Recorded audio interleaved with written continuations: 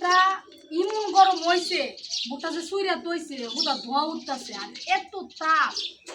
এই যে গাইমে গেছি গা, মানে এটা তাপের কারণে বুটার এই শরীর মধ্যে থাকলে কোনো সমস্যা নেই। আর যখন সুইরালা সুরার পরে যদি রোদ না পা তখন গরম হয়ে যাবো গা, সাপ্তাহে যাবো গা আর ঝালাইয়া পড়বে।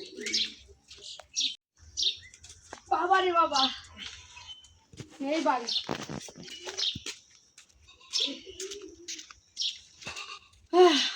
গরম।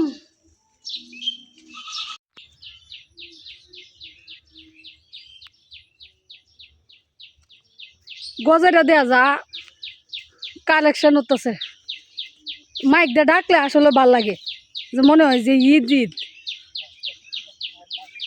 আর শুক্রবার শুক্রবার লাগে বা 27 বা সবে বরাত, এই কাজটা গজেরা মসজিদে করে অনেক ভাল লাগে। আগে আরো বেশি করতো, হন যেমন করে না।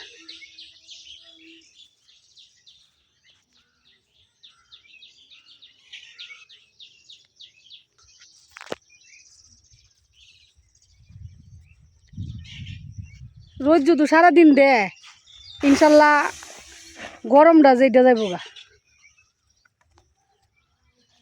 মানে রোদের তো কোনো তাল নাই গা, কনে রোদ কনে মেঘ, পরে মেঘ হয়ে গেলে যারা এই মাটি কি আর শোয়াইতো চা বিজয় তাহে।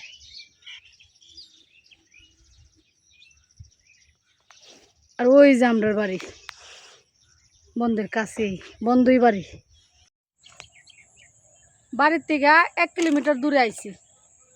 এই যে ক্ষেতের মধ্যে পানি আর এই যে বুটটা, এই যে হাজবেন্ড বাটা হাসি দিছে 1 কিলোমিটার দূরে থেকে বুটটা বাংতাম আইছি। তাও বুটটা ক্ষেতের মধ্যে এই যে পানি, এই পানিটার মধ্যে সারাদিন লইছি, পাওয়ের নখগুলা ব্যথা করছে, নখ নিয়ে গেছে গা, তাছাড়া পাও বরফ হয়ে গেছে গা। এই যে কষ্টটা করছি। আর ওখানে বুটটা নেওয়া যে কষ্ট হইব 1 কিলোমিটার দূরে। এই কষ্ট তো আমি করবাম, এই কষ্ট কেটা করব? গাদা গাদা গাদা। তে গাদিও তো বুটটা ভাঙ্গে দিছে, তখন গাদা নিতার তো না। পানির মধ্যে তাই ভাঙছি, কি যে কষ্ট। নেওয়া যাচ্ছে, নেওয়া বালা, আমরা তো তুলছুন না।